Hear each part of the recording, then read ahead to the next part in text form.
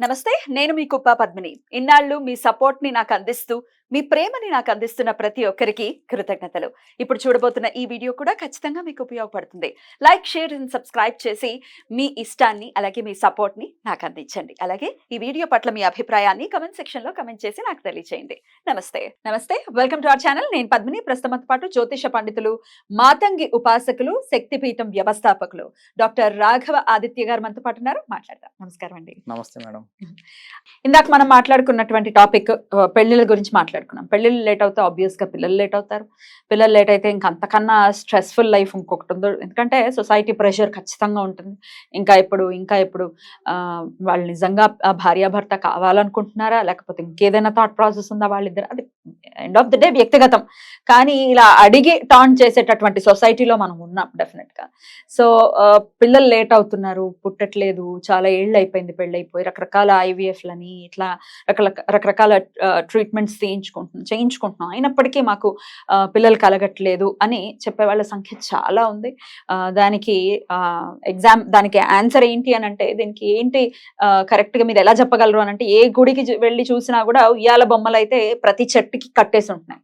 That means పిల్లలు late అవుతున్నారు చాలా మందికి.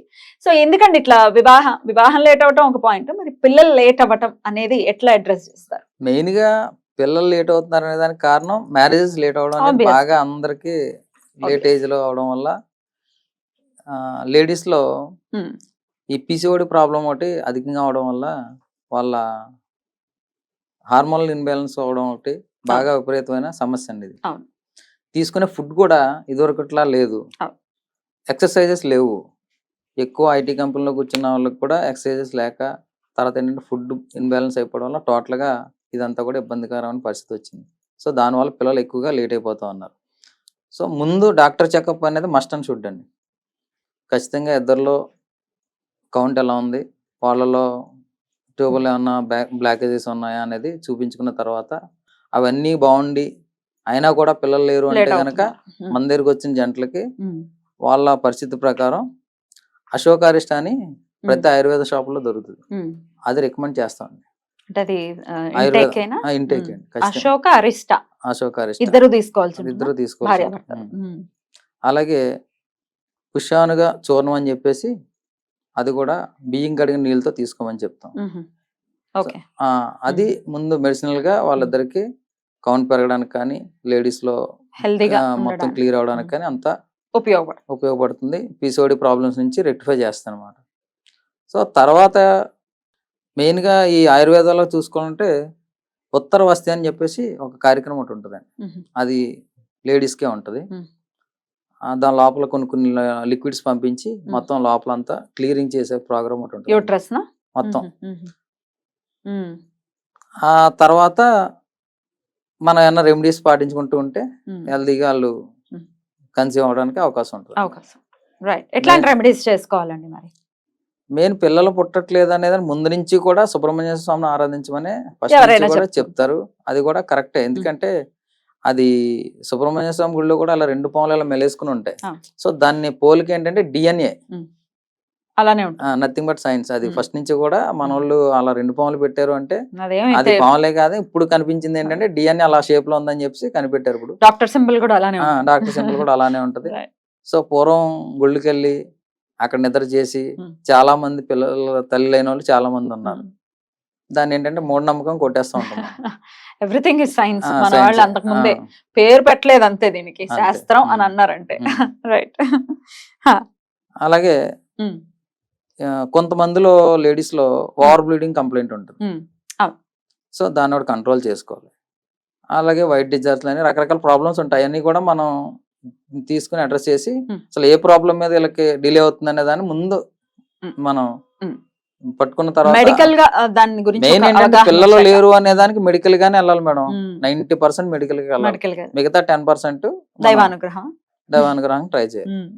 ఆ 10% లో కూడా మన సుబ్రహ్మణ్య స్వామిని ఆరాధిస్తూ ఉండాలి, మంగళవారం నియమాలు చేయాలి. అలాగే హనుమంతుడికి కూడా పూజలు చేయడం, ఇవన్నీ కూడా మంచి సూచనలు. ఖచ్చితంగా అయితే మెడికల్ సైడ్ వెళ్ళమని నా అడ్వైజ్. ఆయుర్వేదిక్ చేస్తాం కాబట్టి ఆయుర్వేద మెడిసిన్ చెప్పాను. ఇంగ్లీష్ లో కూడా చాలా రకాల దారులు ఉన్నాయి ఇంగ్లీష్ మెడిసిన్ కి. మరి ఆయుర్వేదిక్ అయితే వేడి చేసేయటం ఇవన్నీ ఏవో అపోహలేనా నిజం కూడానా? అంటే ఉంటది మేడం, కానీ అది తీసుకున్నప్పుడు ఖచ్చితంగా మనకు అవసరం కాబట్టి దానికి తగ్గ ఎక్కువగా వాటర్ తాగాలి అంతే. వాటర్ తాగితే సరిపోతుంది. సరిపోతుంది అంతే. ఓకే. వాటర్ ఇంటేక్ ఖచ్చితంగా మెయింటైన్ చేయగలిగితే మాత్రం ఉమ్, ఖచ్చితంగా రిజల్ట్ బాగుంటుంది. ఉమ్, ఇదేమి సైడ్ ఎఫెక్ట్స్ ఉండవు. ఉమ్, ఇంగ్లీష్ మెడిసిన్ లో ఒక టాబ్లెట్ వేసుకుంటే ఇంకో దగ్గర సైడ్ ఎఫెక్ట్ ఉంటుంది ఖచ్చితంగా ప్రతి దానికి. సో ఇందులో ఏంటంటే సైడ్ ఎఫెక్ట్ లేని ట్రీట్మెంట్ ఇది, ఉమ్, ఉమ్. ఖచ్చితంగా చేయొచ్చు. రైట్. రెండు ఏంటంటే మెడిసిన్ వాళ్ళని పక్కన పెడితే వాళ్ళకు ఉన్నటువంటి పితృదోషాలు కొంత పిల్లలు డిలే అవడానికి మెయిన్ కారణంగా కారణం చెప్తారు. ఆ. సో ఆ పితృదోషాల నివృత్తికి ఏం కార్యక్రమాలు చేయాలో ఆ కార్యక్రమాలు చేసుకుంటూ ఉండాలి. ఉమ్. అలాగే చిన్న పిల్లలతో ఎక్కువగా స్పెండ్ చేయడం వల్ల కూడా వీళ్ళకి పిల్లలు పుట్టేటువంటి ఛాన్సెస్ ఉంటాయి. ఓకే. అంటే ఎలా అంటే మన మైండ్ లో ఒక ఆలోచన రావాలి మేడం, దేనికైనా సరే ఆలోచనే మనకి స్ఫూర్తి. పుట్టిన తర్వాత ఎలా ఉంటాం మన పిల్లలతో అనే ఒక చిన్న ఇమాజినేషన్. మెయిన్ చిన్న పిల్లలతో ఎక్కువగా ఉంటే ఉంటది అనమాట. మ్మ్. అంటే ఈ రోజుల్లో లేడీస్ ఎలా అయ్యారంటే చదువులు కానీ ఉద్యోగాలు కానీ ప్రతిదీ మగవాళ్ళతో పోటీ పడుతూ, డ్రెస్సింగ్ లో కూడా మగవాళ్ళతో పోటీ పడుతూ, పెళ్లి అయ్యే వరకు కూడా జీన్స్ టీ షర్ట్లు గాజులు లేకుండా తిరగడం, ఆభరణాలు వేసుకోకుండా ఉండడం వల్ల వాళ్ళు కూడా ఏంటంటే లేడీస్ అనే ఇది తత్వం ఒక పక్కన పెట్టేశారు. టామ్ బాయ్ లానే ఒకసారే పెళ్లికి మేకప్ చేసేసరికి అన్కంఫర్ట్ ఫీల్ అవుతూ ఉంటారు. శారీ కట్టుకోవాలన్నా కట్టు బొట్టు సాంప్రదాయం. అందుకే మనకు ఫస్ట్ నుంచి మన ఇండియాలో ఏంటంటే ఆడతనం గుర్తు చేస్తూ ఉంటది అనమాట ఎవ్రీ మినిట్. అదొక ప్రాబ్లం. అంటే ఇదే ప్రాబ్లం అని నేను చెప్పట్లేదు, ఇది కూడా 0.01% కారణమే. సో అలాంటివన్నీ మనం ముందు నుంచి చేసుకుంటూ ఖచ్చితంగా ఇవన్నీ చేస్తే గనక మంచి సంతానం కలిగేదానికి అవకాశం ఉంది. అలాగే మీరు ప్రత్యేకించి శక్తిపీఠాన్ని మీరు వ్యవస్థాపకులు, అలాగే అమ్మవారి ఆరాధనలో కూడా ఉన్నారు కాబట్టి ప్రత్యేకించి అమ్మవారికి ఈ రాజంగి మాతని ఈ సంతానం కోసం ఏమైనా ఆరాధన చేసుకోవచ్చండి తప్పకుండా. అమ్మకి అది ఇదని ఏం లేదు, దేనికోసం అడిగినా అమ్మ అనుగ్రహిస్తుంది. సో ఖచ్చితంగా అమ్మ అనుగ్రహం పొందడం కోసం మా పీఠానికి వచ్చిన వారికి తగిన సలహాలు సూచనలు ఇవ్వడం జరుగుతుంది. వాళ్ళ అవసరాన్ని బట్టి హోమాలు ఉంటాయి, వాళ్ళ ఇదిని బట్టి అన్ని కార్యక్రమాలు చేసుకుంటే అమ్మ అనుగ్రహం వాళ్ళకి తప్పకుండా ఉంటది. అమ్మ అనుగ్రహంతో వాళ్ళు సంతానాన్ని సులువుగా పొందవచ్చు. ఎంతమంది ఈ సంతాన రీత్యా క్లయింట్స్ వస్తూ ఉంటారండి మీ దగ్గర? వస్తూ ఉంటారండి. అసలు మా పీఠంలో మిరాకిల్ ఏంటంటే 9 years అయింది ఒక క్లయింట్ కి. 9 years అయిన తర్వాత వాళ్ళు నా దగ్గర రావడం జరిగింది. ఇలా మాకు సంతానం లేదండి, పైగా వాళ్ళు క్రిస్టియన్స్. పీఠానికి వచ్చారా?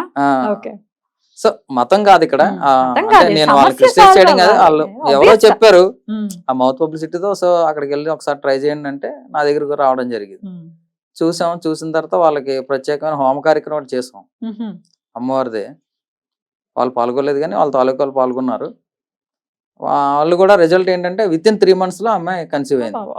ఆ అమ్మాయి విపరీతమైన ఓవర్ వెయిట్ తో ఉంటది. ఆ అబ్బాయికి ఏమో వేరే ఆరోగ్య సమస్యలు ఉన్నాయి. అయినా కానీ అటువంటి మెడికల్ సైడ్ డెఫినెట్ గా ఒక పూర్తి అవగాహనకు వచ్చి, అలాగే అమ్మవారి ఆరాధన, లేకపోతే ఇప్పుడు ఆంజనేయ స్వామి ఆరాధన కూడా విశేషంగా చెప్తున్నారు కాబట్టి అవి చేసుకుంటూ ఈ పిల్లల పుట్టకపోవడం అనే అంశం నుంచి, ఆ సమస్య నుంచి ఎవరైతే బాధపడుతున్నారో వాటి నుంచి బయటపడాలని మనస్ఫూర్తిగా కోరుకుంటూ thank you so much. Thank you. Survey జన సుఖనో భవంతు.